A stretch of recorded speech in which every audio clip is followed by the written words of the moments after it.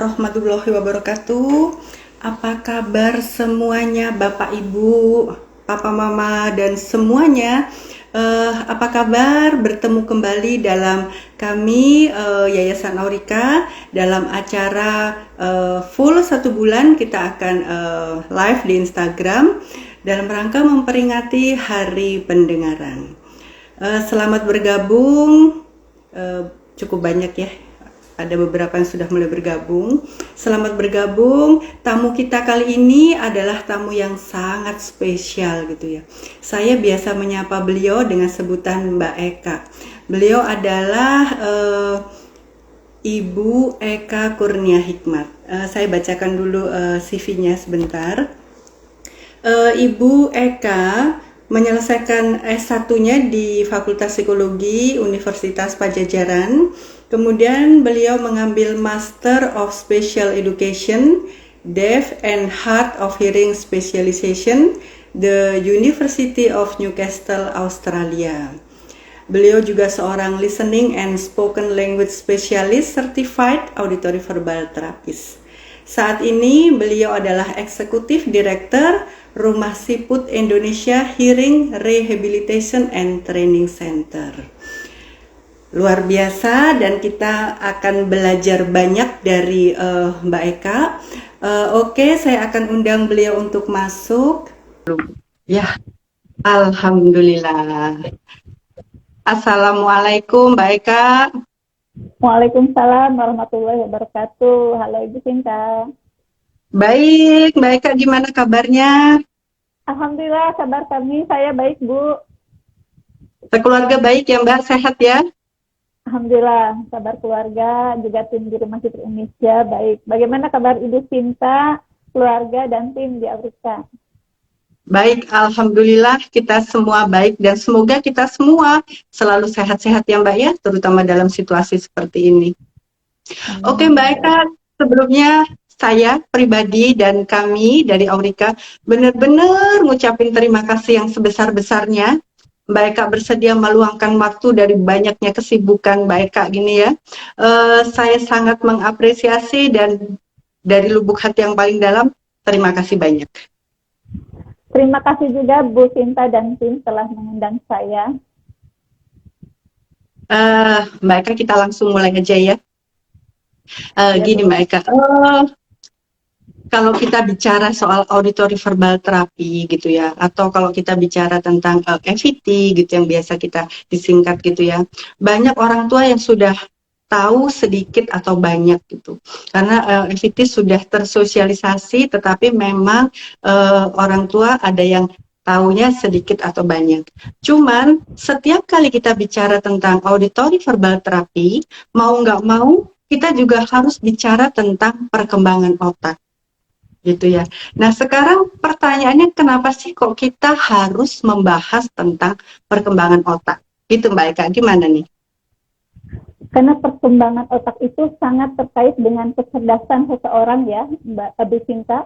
Semakin otak seseorang berkembang, semakin tinggi pula kecerdasannya ya.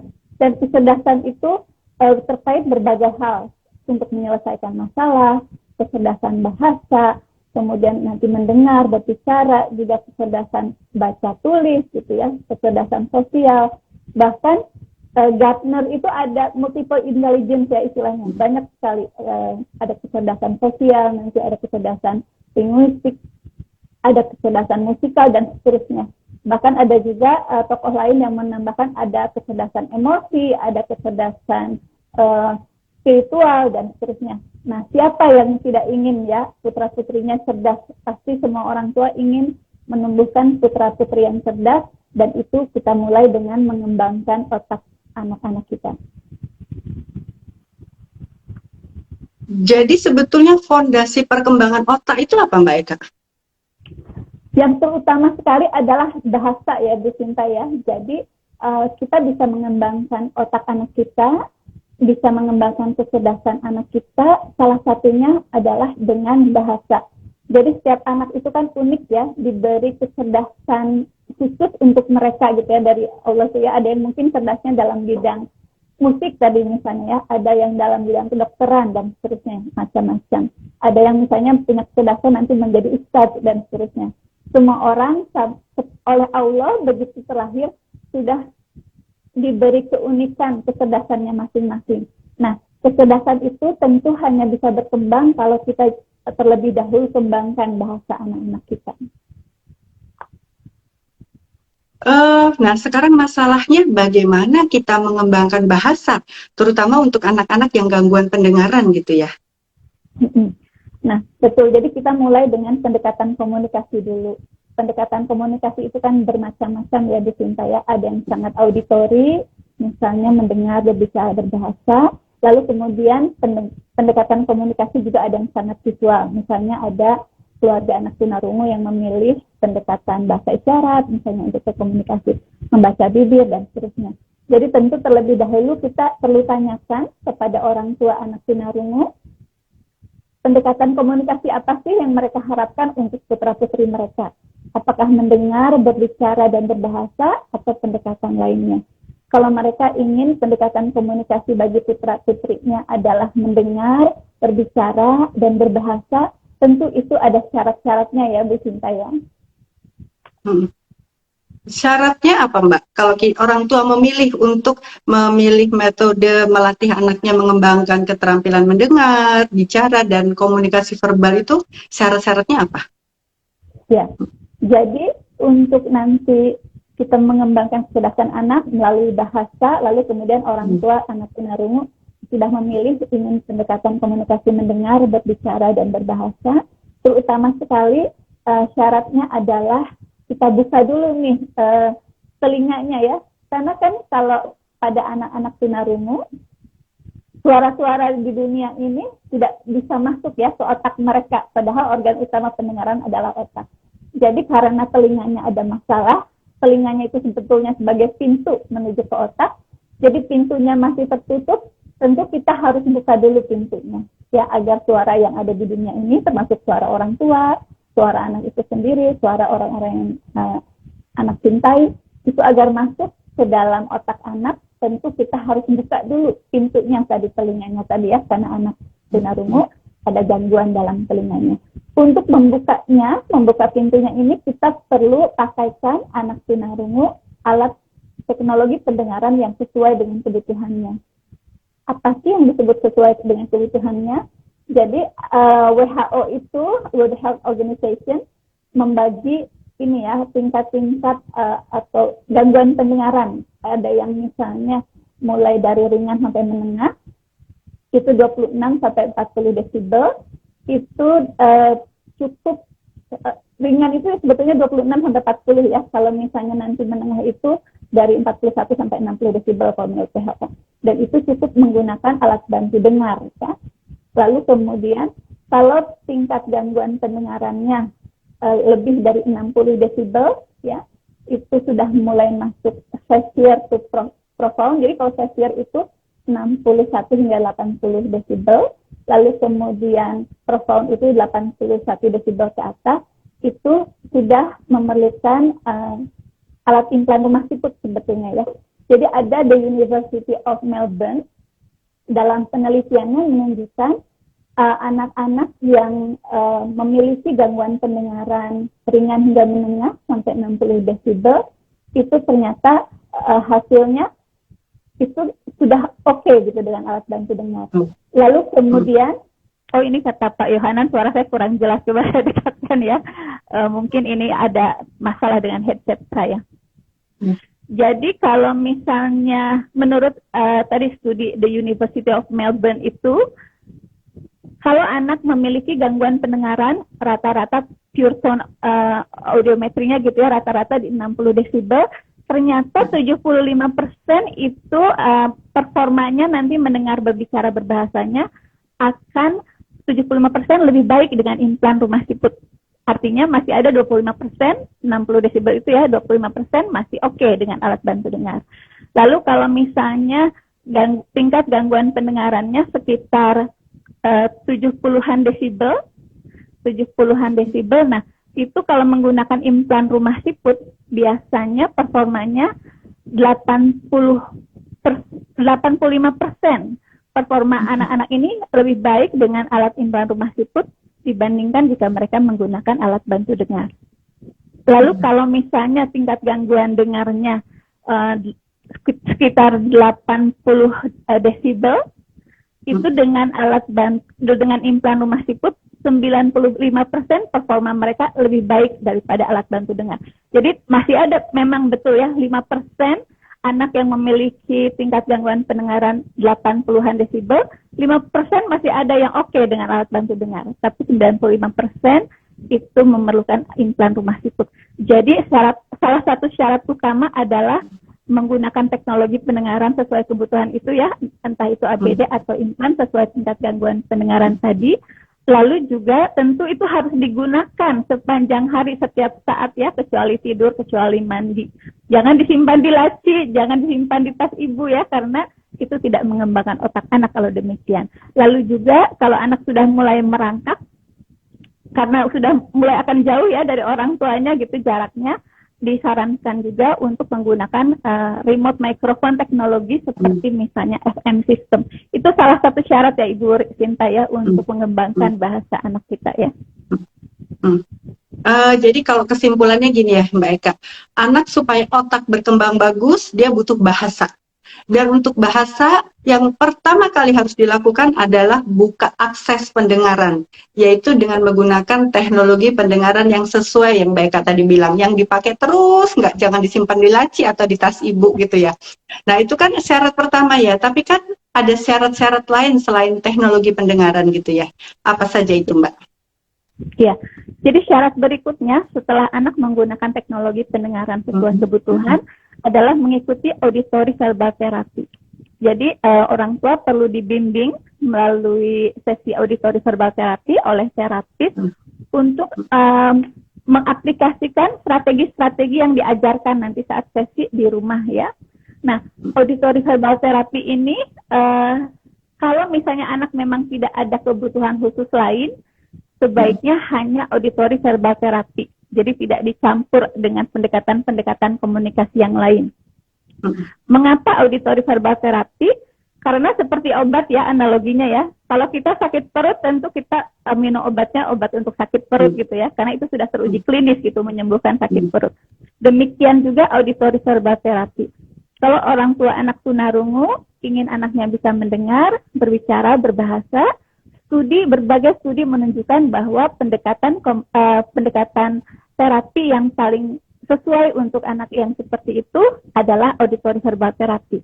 Karena kalau anak tunarungu ibu bapaknya ingin anak ini mengembangkan pendengaran, bahasa dan ucapan, itu kalau misalnya menggunakan pendekatan lain itu tidak sesuai yang diinginkan nanti ya hasilnya. Tapi kalau menggunakan pendekatan auditory verbal therapy, nanti anak itu bisa mendengar, berbicara, berbahasa sesuai usianya, juga nanti bisa sekolah di sekolah umum, lalu juga bisa nantinya meraih profesi apapun gitu ya, nanti memiliki profesi apapun yang diinginkannya ketika dewasa nanti. Nah, dalam auditory verbal therapy itu nanti orang tua ya Bu Sinta ya yang menjadi murid utama, karena orang tua yang selama 24 jam bersama anak, selama 7 hari dalam seminggu bersama anak. Jadi orang tua yang menjadi murid utamanya, sehingga dalam AVT itu orang tua harus berada di dalam ya. Nanti orang tua itu diajarkan strategi-strategi untuk mengajarkan bahasa kepada anaknya, dan saran saya pilih bahasa yang paling sangat fasih dikuasai orang tua ya. Karena kalau misalnya fasih, nanti konsep-konsep yang diajarkan pada anak itu berbagai konsep bisa masuk ya. Tapi kalau misalnya orang tua patah-patah dalam satu bahasa ya, misalnya bahasa Inggrisnya belum terlalu lancar, tapi memaksakan sejak awal ingin mengajarkan bahasa Inggris kepada anak, justru yang terjadi nanti konsep yang disampaikan tidak sempurna begitu ya Bu Sinta ya. Ini ada yang sangat mencengangkan dalam sebuah penelitian oleh Hart and Risley itu tahun 99 ya kalau tidak salah. Jadi ada kalangan profesional gitu yang diteliti, orang tua dari kalangan profesional, ada juga orang tua dari kalangan pekerja, Lalu ada juga orang tua dari ekonomi bawah begitu ya, yang sering harus mendapat bantuan dari pemerintah. Ternyata dari kalangan profesional, misalnya profesor gitu ya, atau ahli-ahli dalam berbagai bidang, orang tua ini yang profesional ini ketika berbicara kepada anak, ternyata per jamnya itu ada sekitar 2.100 kata per jam yang mereka ucapkan kepada anak. Tapi kemudian kalau misalnya kelas pekerja hanya 1.200 kata per jam yang disampaikan kepada anak. Lalu kalau tadi kalangan yang tidak kurang mampu, yang sering harus mendapat bantuan finansial daripada pemerintah, ternyata per jamnya itu hanya 600-an kata yang biasanya mereka ucapkan kepada anak gitu ya. Dan itu pun seringkali hanya berupa perintah atau misalnya larangan. Misalnya, ayo habiskan makanannya, atau jangan berisik, misalnya seperti itu ya. Nah, tanpa disadari oleh orang tua, sebetulnya jumlah atau kuantitas dan kualitas bahasa kita kepada anak sangat akan menentukan kecerdasan anak kita ya, karena nanti diolah oleh otak dan kemudian nanti akan menentukan kecerdasan mereka. Sebetulnya bukan tentang masalah ekonomi ya yang menentukan apakah anak cerdas atau tidak, bahasanya berkembang atau tidak, tapi seberapa banyak dan seberapa berkualitas bahasa yang diberikan orang tua kepada anak, itulah penentu kecerdasan anak ya, itu Sinta ya. Jadi gini ya Bu Eka, satu, anak benar-benar harus pakai teknologi pendengaran dulu yang harus sesuai, yang harus dipakai sepanjang hari gitu ya, tidak masuk saku gitu ya. Terus setelah anak pakai, orang tua jadi murid utama yang belajar berbagai macam strategi supaya dia bisa mengaplikasikan itu di rumah. Dan ternyata jumlah ucapan yang diucapkan oleh orang tua ini hasilnya benar-benar sangat mempengaruhi perkembangan kecerdasan anak gitu ya Bu Eka ya? Iya, jadi betul-betul nanti akan menjadi prediktor kemampuannya berbahasa, kemampuannya membaca menulis, dan IQ-nya anak ya, bahasa yang disampaikan orang tua kepada anak itu. Berarti luar biasa ya Bu, pengaruh bahasa ini terhadap kecerdasan, terhadap IQ anak itu mungkin orang tua nggak menyadari ya bahwa setiap ucapan yang dia keluarkan itu dampaknya itu demikian besar terhadap perkembangan kecerdasan anak gitu ya. Itu tadi Bu Eka bilang pakai bahasa yang familiar, yang memang benar-benar dikuasai orang tua supaya lebih nyambung gitu ya Bu ya. Nah sekarang gini Mbak Eka, yang anak tadi berkembang, yang orang tuanya berapa tadi 2.000 kosakata, ada yang 1.500, ada yang 600, itu kan sangat menentukan perkembangan kelak. Ini berarti anak-anak itu harus distimulasi pada saat usianya masih kecil gitu ya. Betul. Ya. Itu alasan utamanya. Alasan utamanya yang kenapa kok benar-benar harus dimulai dari usia kecil itu gimana itu Mbak? Oke. Karena itu ya Bu Sinta ya, keadaan otak kita itu tidak selalu sama sepanjang hayat ya Bu Sinta ya. Jadi semakin dini otak itu distimulasi, akan semakin berkembang otak itu dan akan semakin tinggi kecerdasan seseorang ya. Nah, jadi untuk anak-anak tanpa masalah pendengaran, ketika 20 minggu sebelum lahir ya Bu Sinta, itu mereka telinga bagian dalamnya sudah sempurna gitu ya. Telinga bagian dalam itu sempurna di usia kehamilan sekitar 20 minggu atau juga 20 minggu sebelum kelahiran, itu sudah sempurna, sehingga suara apapun yang diterima oleh si janin dalam kandungan, ya maaf ya Pak Yohanan mengingatkan lagi ini, maaf ini setnya saya harus ganti sepertinya. Saya mudah-mudahan lebih jelas ya Pak Yohanan ya sekarang suaranya. Nah, jadi kalau misalnya 20 minggu sebelum lahir, anak tanpa masalah pendengaran itu sudah mendengar suara-suara di sekitarnya. Makanya ya ada orang tua yang misalnya suka membacakan kitab suci kepada anak ya ketika anak masih dalam kandungan.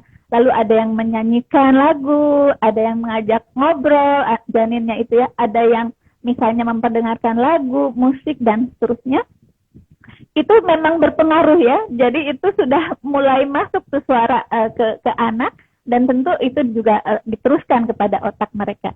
Jadi ketika lahir itu anak tunarungu sudah 20 minggu itu lebih lambat ya, sudah sudah kesalip gitu oleh anak tanpa masalah pendengaran, 20 minggu keterlambatannya begitu lahir.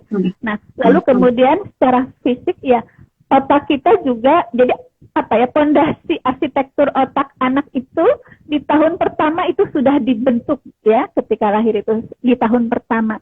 Lalu kemudian 80 sampai 85% fisik otak anak itu dibentuk 80-85% itu dibentuk pada 3 tahun pertama kehidupannya. Betapa luar biasanya ya gitu kepentingannya sedini mungkin ini. Jadi lalu plastisitas otak, jadi Bu Sinta, kalau otak kita itu begitu lahir ya, otak seorang bayi begitu lahir itu memiliki 100 miliar sel saraf. Bayangkan ya, 100 miliar sel saraf, dan itu seperti berupa titik-titik gitu ya sel saraf itu ya di otak anak kita. Nah, itu kalau misalnya tidak diberi stimulasi tadi ya, tidak diajak ngobrol, tidak diajak berinteraksi, tidak diberikan kuantitas dan kualitas bahasa gitu. Itu titik-titik itu diam saja gitu ya, tidak membuat koneksi antar saraf. Tapi dengan tadi distimulasi dengan bahasa, dengan interaksi gitu ya, apalagi oleh orang-orang yang mereka cintai, itu titik-titik itu terkoneksi ya. Makanya kalau Carol Flexer itu ada istilahnya connecting the dots gitu ya. Pentingnya connecting the dots, menyambungkan titik-titik sel saraf anak kita pada otaknya. Nah, untuk sel saraf otak itu membuat koneksi ya, koneksi satu sama lain, itu plastisitas otak itu ada batasnya ya Bu Sinta ya. Jadi menurut penelitian itu 3,5 tahun batasnya, hingga 3,5 tahun. Jadi kalau lewat 3,5 tahun itu sel saraf sudah mulai tidak plastis lagi untuk membuat koneksi antar saraf. Jadi kalau 4 tahun, anak usia 4 tahun itu sudah mulai ada pruning istilahnya ya. Pruning itu artinya tadi titik-titik sel saraf yang tidak digunakan, yang misalnya seharusnya untuk auditori, seharusnya untuk pendengaran ya, tapi misalnya tadi karena telinganya tertutup, suara tidak bisa diakses oleh otak, jadinya itu sel-sel tersebut jadi bisa dieliminasi gitu ya, dihilangkan, atau bahkan jadi digantikan fungsinya untuk indera yang lain ya. Misalnya makanya visual anak misalnya menjadi lebih kuat misalnya karena pendengarannya misalnya dia tidak bisa mendengar. Nah, padahal sebetulnya kalau anak tanpa masalah pendengaran, kemampuan sistem pendengaran itu, kemampuan mendengar itu 1000 kali lebih cepat dibandingkan kemampuan visual. Jadi 1000 kali lebih cepat ya, artinya informasi di dunia ini 1000 kali lebih cepat akan diserap melalui pendengaran dibandingkan visual. Jadi seorang yang tanpa masalah pendengaran, kemampuan mendengarnya tentu akan lebih baik daripada kemampuan melihat, kemampuan menyentuh, membaui ya, kemudian merasa gitu ya, dan seterusnya. Jadi luar biasa ini ya, kepentingannya sangat dini ini kita simulasi. Kalau misalnya apalagi kalau misalnya lewat 7 tahun ya, plastisitas itu sudah sangat menurun. Kita bayangkan ya, kenapa misalnya kalau anak-anak, kalau kita ajarin misalnya baca atau menghafal Al-Quran, lebih cepat gitu ya, daripada kita sudah dewasa gini. Karena saat otak kita sudah tidak plastis, kita belajar untuk membaca Al-Quran di usia sekarang, misalnya itu sangat sulit, apalagi menghafal gitu ya. Beda dengan anak yang sangat menyerap cepat gitu. Makanya ada yang anak yang sudah hafizo ya, karena itu sangat plastis dan itu harus kita sedini mungkin stimulasinya ya Bu Sinta ya.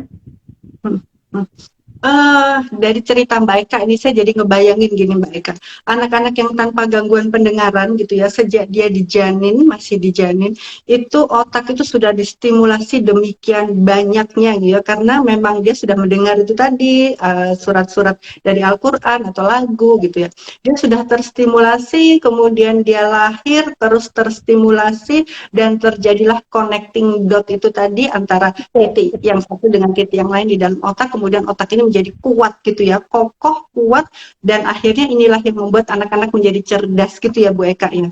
Nah sayangnya ini Bu Eka, sayangnya itu otak itu kita tidak bisa melihat ya perkembangannya ya, lain dengan badan gitu, dikasih makan banyak kan langsung gemuk gitu ya. Jadi otak ini karena tidak terlihat, mungkin itulah yang akhirnya membuat orang tua kecenderungannya itu akhirnya tidak apa ya, kalau bahasa Jawa itu tidak ngoyo gitu ya Mbak ya. Jadi tidak kemudian berusaha memenuhi stimulasi itu dengan efektif 2000 kata tadi per jam seperti Mbak Eka bilang gitu. Memakaikan ini juga benar-benar intensif itu karena tidak nampak gitu ya bahwa ini otak ini berprosesnya dengan sangat luar biasa.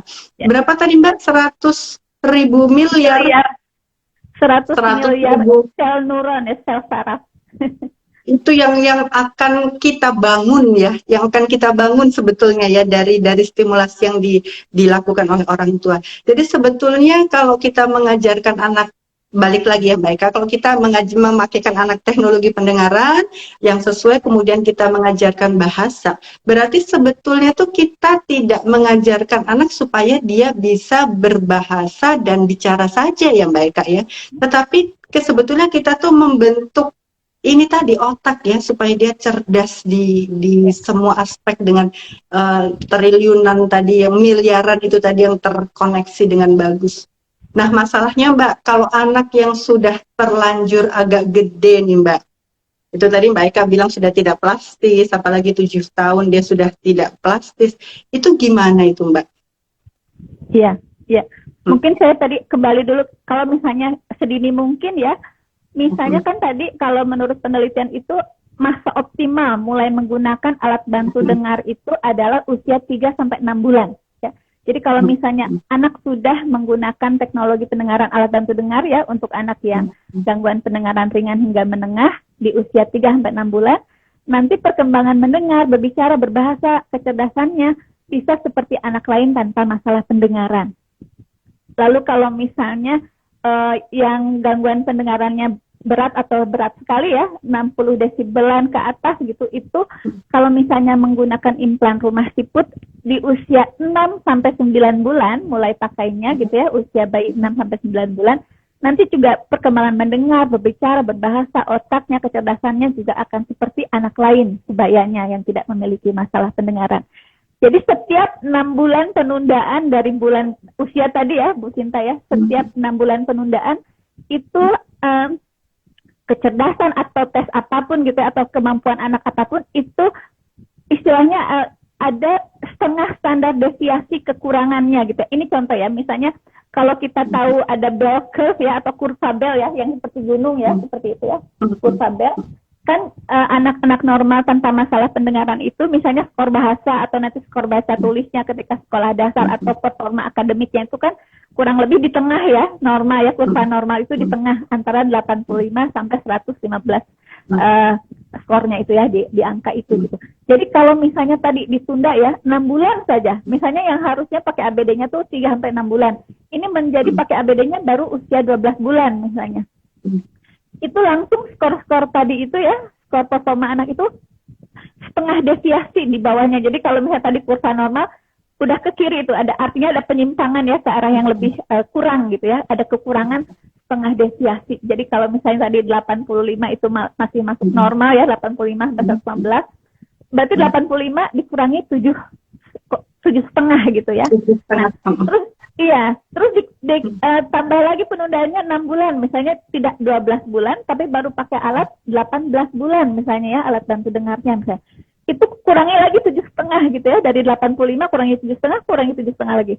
Demikian seterusnya penundaan setiap 6 bulan. Makanya saya suka agak miris ya, kalau misalnya orang tua ternyata sebetulnya mampu ya memakaikan alat bantu dengar pada anaknya, memakaikan implan rumah siput pada anaknya, tapi takut, khawatir dan seterusnya, dan itu ditunda pada setiap 6 bulan penundaan penggunaan implan rumah siput atau alat bantu dengar dari usia optimal tadi, itu makin berkurang nanti ya, kecerdasan anak, performanya, akademiknya dan macam-macam gitu, sangat-sangat berpengaruh. Jadi kalau misalnya ada yang sudah terlanjur terlambat gitu ya dihabilitasi misalnya tidak tadi ya, jadi yang dimaksud optimal yang tidak terlambat itu kan alat bantu dengar 3-6 bulan usia bayi ya, kalau implan rumah siput 6-9 bulan. Kalau sudah terlanjur terlambat dari situ gitu ya, kita harus kayak kompensasi, harus mendobelkan usaha kita ya Bu Sinta ya, jadi bahkan mentriplekan atau berkali-kali lipat dari yang anak-anak lain gitu ya, tanpa masalah pendengaran, anak-anak lain yang lebih dini di stimulasinya. Jadi kita lipatkan usaha kita, yang tadi ya 2.000 kata per jam setiap jam terjaga itu harus betul-betul dilakukan. Lalu kemudian jangan biarkan anak berapa menit pun gitu ya, hanya melihat gadget gitu ya, menonton TV dan seterusnya. Kalau ibu misalnya sedang sibuk, boleh kakaknya gitu ya, yang sudah besar gitu ya, yang ngajak ngobrol. Boleh ayah gitu, misalnya kalau ayah sudah misalnya bekerja, nanti malam ayah, tapi kalau misalnya jadi bisa shift-shiftan gitu ya Bu Sinta ya dengan anggota keluarga lain. Jadi begitu anak sudah mulai menggunakan teknologi pendengaran sesuai kebutuhan gitu ya, walaupun sudah mulai terlambat gitu usianya, harus dikompensasi berlipat-lipat. Lalu kemudian karena tadi ya ada batas usia ya, plastisitas misalnya usianya tadi plastisitas otak 3,5 tahun, apalagi kalau di atas 7 tahun baru menggunakan alat sesuai kebutuhan itu sudah sangat-sangat menurun plastisitasnya. Sehingga kalau demikian menurut saya kita coba gitu ya pakai pendekatan mendengar berbicara berbahasa seoptimal mungkin, tapi kalau ternyata mentok gitu dan sementara anak ini tetap perlu belajar berbahasa, kalau demikian memang harus di kombinasi ya atau ditambahkan dengan pendekatan lain misalnya yang lebih visual atau yang lainnya. Jadi kalau misalnya tidak ada kebutuhan khusus lain, lalu juga cukup dini gitu ya dipakaikan alat bantu dengar atau implan rumah siputnya, EVT cukup gitu. Jadi kalau misalnya yang dini gitu digunakan alat sesuai kebutuhannya, itu justru kalau FPT ditambah yang plus-plus yang lain gitu, pendekatan komunikasi yang lebih visual, misalnya bahasa isyarat, bahasa bibir, itu justru menghambat perkembangan mendengar, berbicara, dan berbahasa anak. Tapi kalau anak memiliki kebutuhan khusus lain gitu ya, Sinta ya, kalau misalnya selain tunarungu juga dia secara artikulatornya ada patologi memang gitu ya, bukan karena tunarungu gitu, atau misalnya kognisinya memang tidak sesuai usia dan seterusnya, dan itu memerlukan pendekatan lain tambahan, tidak masalah gitu. Atau tadi misalnya anak setelah di atas 7 tahun gitu ya baru pakai alat sesuai kebutuhan, kalau mau dikombinasi silahkan gitu ya kalau memang sudah mentok mendengar, berbicara, berbahasa. Tapi intinya jangan menunggu untuk mengajarkan bahasa. Kalau tadi syarat-syarat untuk bisa mendengar, berbicara, berbahasa belum terpenuhi karena berbagai hal ya, kan beda ya kalau di negara maju memang dibayarkan pemerintah itu semuanya. Kalau kita kan harus cari sendiri ya biaya-biaya tersebut, sehingga kalau misalnya prasyarat untuk bisa mendengar, berbicara, berbahasa yaitu tadi alat sesuai kebutuhan, EVT, lalu diaplikasikan strategi-strateginya di rumah itu belum terpenuhi, menurut saya ajarkan bahasa apapun dulu yang terstruktur. Karena saya suka sedih ya Bu Sinta ya, suka ada nih orang tua misalnya bersama anaknya yang sudah usia 20 tahun ke saya tidak hanya 1-2 kali itu ya mengalami. Terus ternyata mereka belum memiliki bahasa apapun. Bayangkan ya Bu Sinta ya, jadi hanya gestur sederhana, makan hanya begini, minum hanya seperti itu, tidak ada struktur bahasa yang jelas. Terbayang ya bagaimana keadaan otaknya, bagaimana dia akan menyelesaikan masalah dalam hidupnya. Bagaimana kalau ibu dan ayahnya nanti sudah tidak ada, bagaimana dia akan survive gitu ya. Jadi bagi saya, kalau syarat-syaratnya belum terpenuhi untuk bisa mendengar, berbicara, berbahasa, ajarkan bahasa apa saja dulu, secara terstruktur, bahasa yang terstruktur, bukan gestur sederhana ya. Misalnya ada di sekolah luar biasa yang mengajarkan bahasa isyarat gitu ya, ada yang mengajarkan baca bibir dan seterusnya, tapi bagi saya itu ya yang bisa dilakukan. Jadi kalau misalnya tidak di usia optimal, penggunaan teknologi pendengaran sesuai kebutuhan, itu bukan lagi istilahnya berkembang secara developmental gitu ya, Bu Sinta ya, tapi harus remedial, harus lebih di-drill memang nantinya ke sananya ya, tidak lagi seperti anak yang distimulasi sejak dini karena sudah menggunakan teknologi pendengaran sesuai kebutuhannya sejak dini di masa optimal ya Bu Sinta ya. Berarti yang penting kalau sudah terlambat ini komunikasi dulu jalan gitu ya Mbak Eka ya, komunikasi jalan. Tapi tentunya kalau orang tua ingin mengkombinasikan dengan pendekatan yang lain, ini harus di bawah profesional kan, dia tidak bisa orang tua ini harus digabung berarti gitu kan, nggak bisa menentukan secara langsung seperti itu ya, tidak sesederhana itu ya Mbak Eka ya. Betul sekali Bu Sinta ya. Biasanya nih praktisi EVT ya, ketika misalnya menemukan seorang anak, mereka akan lebih tahu keadaan anak ini, kemampuan mendengar, berbicara, berbahasanya. Jadi dengarkan saran mereka, kalau menurut mereka, oke, boleh dikombinasi dengan pendekatan lain, boleh diikuti saran itu. Tapi kalau terapisnya masih merasa sepertinya ini masih bisa nih mendengar berbicara berbahasa saja gitu ya, pendekatan ECT saja, tidak perlu pendekatan lain, itu juga perlu diikuti ya. Jadi bagi saya betul sekali Bu Sinta tadi poinnya ya, harus berdasarkan saran profesional, tidak berdasarkan pendapat orang tua sendiri ya, karena justru bisa lebih menghambat nanti kemampuan mendengar berbicara berbahasa anak ya, kalau itu atas opini sendiri bukan berdasarkan saran profesional.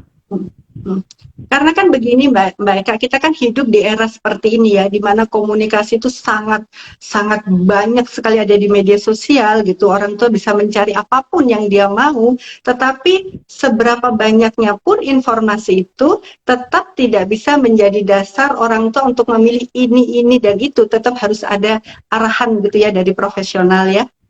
Itu ya Mbak Eka. Iya, betul, Bu Sinta, karena apa yang ada di Google misalnya ya, atau apapun yang tersedia di media sosial, belum tentu pas untuk setiap anak, karena setiap anak itu punya keunikan masing-masing ya, jadi jangan disamaratakan. Jadi kalau profesional yang menangani anak kita akan lebih tahu tentang anak kita, sehingga saran saya, dengarkan saran mereka ya, karena mereka yang lebih tahu ya, karena lebih banyak berinteraksi dengan anak kita. Gini Mbak Eka, nyimpang sedikit ya. Tadi Mbak Eka sempat nyinggung kalau di negara lain yang sudah maju, itu kan ada regulasi yang jelas umur sekian harus di screening, kemudian kapan harus diintervensi, sementara di Indonesia kan belum.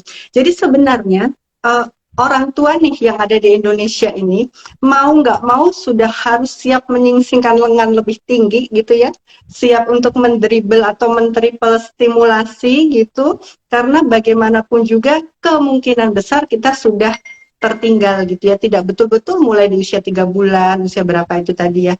Jadi sayang banget kalau kita yang sudah tertinggal ini akhirnya stimulasinya kurang ini ya, kurang efektif gitu, karena mungkin ketidaktahuan ya Mbak Eka ya, karena ketidaktahuan orang tua bahwa otak ini berkembang tidak nampak gitu ya, karena tidak nampak bahwa otak ini sedang membangun sirkulasinya, koneksinya itu tidak tampak, sehingga orang tua mungkin sedikit lebih lebih santai gitu, tidak tahu apa yang dia kejar gitu ya.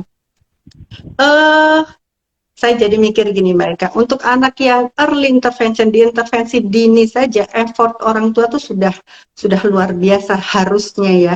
Apalagi yang terlambat di intervensi itu butuh benar-benar pengawalan ya, dari profesional gitu ya. Mbak Eka, ini kita waktunya sebetulnya tinggal 10 menit ya, tapi saya tuh kepingin sekali sebetulnya Mbak Eka memberikan apa ya, semacam closing statement gitu untuk kita semua. Untuk kita semua sebetulnya tuh mau nggak mau kita sudah tinggal di negara ini yang tidak ada screening sejak dini, mau nggak mau memang pemahaman orang tua tidak belum sepenuhnya paham bahwa ini kita harus berburu dengan waktu gitu ya. Mungkin sedikit closing statement dari Mbak Eka, silahkan. Iya, jadi kita tetap harus menggunakan benchmark ya, atau misalnya standar gitu ya, untuk setidaknya untuk diri kita sendiri ya. Kalau pemerintah belum menancapkan standar gitu, kita memberikan standar untuk diri kita sendiri. Pertama, setiap bayi baru lahir, semua bayi ya, jadi orang tua nih yang sedang hamil gitu ya, sedang mengandung, atau misalnya kita mengenal seseorang yang sedang hamil, sedang mengandung. Saya juga ya, misalnya waktu itu ke adik saya gitu, saya begitu keponakan saya lahir, saya langsung ayo tes pendengaran gitu ya, dan itu mudah sekali ya, hanya berapa menit mungkin ya, dan itu tidak perlu khawatir karena sangat mudah dilakukan ya. Jadi misalnya dengan OAE ya, jadi begitu bayi lahir dari orang tua gitu ya, itu langsung tes pendengaran, dan itu kalau di negara meskipun tidak memiliki risiko tinggi untuk mengalami gangguan pendengaran ya. Betul, Bu Sinta. Jadi meskipun tidak ada resiko apa-apa, setiap bayi baru lahir ya, seperti di negara maju, itu perlu di screening pendengarannya. Jadi selambatnya usia 1 bulan, itu harus di screening. Sehingga kalau misalnya memang tidak lulus screening, ada indikasi masalah pendengaran, itu kita segera mungkin tahunya ya. Bahkan ada beberapa orang tua yang saya kenal, ketika hamil terus kemudian mengalami rubella gitu ya, ada semacam campak atau seperti itu ya, ruam-ruam dan seterusnya. Ini inisiatifnya tinggi luar biasa nih orang tua ini yang saya kenal ini. Lalu mereka baca-baca, lalu tanya-tanya ke profesional, jadi mereka tahu bahkan sebelum anaknya lahir gitu ya. Jadi kalau kita semua nih begitu ada bayi yang baru lahir, sarankan untuk tes pendengaran, dan itu tidak seberapa ya, mungkin 200.000 atau bahkan kurang dari itu ya, itu tidak ada, hanya berapa menit, bayinya insya Allah tidak akan terganggu ya. Nah itu tes pendengaran, selambatnya usia bayi 1 bulan. Lalu kemudian kalau ternyata memang tidak lulus screening, artinya ada indikasi masalah pendengaran, selambatnya usia 3 bulan itu perlu dilakukan tes yang lengkap gitu ya, BERA gitu dan seterusnya ya. Jadi begitu tes lengkap kita jadi tahu diagnosa persisnya apa gitu ya, sehingga kita tahu misalnya tingkat gangguan pendengarannya, jenisnya dan seterusnya, sehingga kita tahu apa yang anak ini butuhkan. Tadi kan ada yang hanya membutuhkan alat bantu dengar, ada yang membutuhkan implan rumah sikut. Nah setelah itu lalu kemudian ya kalau misalnya anaknya memang perlu alat bantu dengar, itu 3 bulan sudah dipakaikan. Lalu kemudian juga dimulai intervensi selambatnya. Kalau implan biasanya antara 6 sampai 9 bulan ya di negara maju, kita juga usahakan bisa seperti itu. Lalu kemudian selambatnya usia 6 bulan, itu harusnya sudah mulai intervensi auditory cerebral therapy dan seterusnya. Nah, jadi bagi saya itu pertama, kenapa? Tadi ya, betapa pentingnya sedini mungkin. Kenapa? Karena sebetulnya gangguan pendengaran itu bukan masalah telinga. Gangguan pendengaran itu adalah keadaan darurat perkembangan otak anak kita. Jadi yang sedang dipertaruhkan adalah kecerdasan anak kita. Yang sedang dipertaruhkan adalah masa depan anak kita. Jadi ikuti 136 ya. Jadi Early Hearing Detection and Intervention ya programnya kalau di negara maju.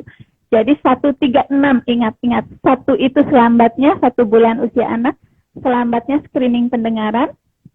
3 bulan usia anak, selambatnya memiliki diagnosa yang jelas karena sudah dilakukan semua tes pendengaran yang dilakukan.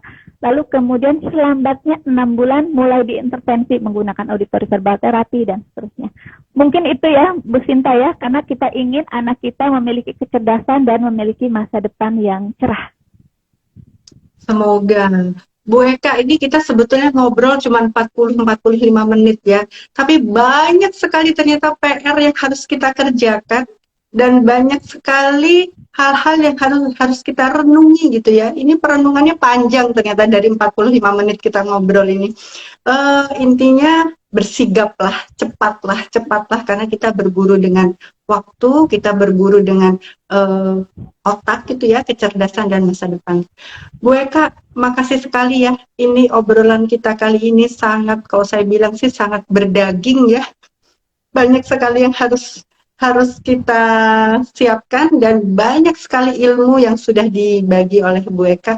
Mudah-mudahan kita akan ketemu lagi ya Bu. Saya ingin sekali ngobrol lebih panjang ini, ngotak-ngatik soal hal ini gitu. Semoga apa yang kita sampaikan ini bermanfaat bagi banyak orang dan terutama bagi orang tua gitu ya. Karena ya orang tua, kata Bu Eka tadi, adalah kunci utama. Muridnya itu sebetulnya orang tua gitu ya Bu Eka ya. Ya, terima kasih sekali ya Bu Eka ya. Jangan bosan-bosan kalau nanti kita undang lagi ya Bu. Tentu dengan senang hati Bu Sinta, insya Allah mudah-mudahan kita semua diberi kesehatan ya dan ilham-ilham yang baik oleh Allah yang bisa dibagikan. Amin. Oke, saya akhiri sekian. Sekali lagi terima kasih yang luar biasa kepada Bu Eka. Ini dari tadi ada beberapa komen yang muncul. Terima kasih Bu Eka, karena mungkin ya kita semua harus belajar banyak gitu ya dari Ibu gitu, dan alhamdulillah atas ilmu-ilmu yang sudah dibagikan. Oke, terima kasih Bapak Ibu semua. Inilah adalah obrolan kita dengan Bu Eka, dan besok kita masih akan ngobrol lagi dengan profesional yang lain selama 1 bulan, berakhir nanti di tanggal 31 Maret. Sekali lagi terima kasih kepada semua yang hadir, terima kasih kepada Bu Eka. Semoga apa yang kita lakukan hari ini bermanfaat untuk kita semua. Oke, terima Amin, kasih. Bapak. Assalamualaikum warahmatullahi wabarakatuh. Assalamualaikum warahmatullahi wabarakatuh. Saya tutup ya, Bu. Baik, Bu Sinta, terima kasih. Wassalam.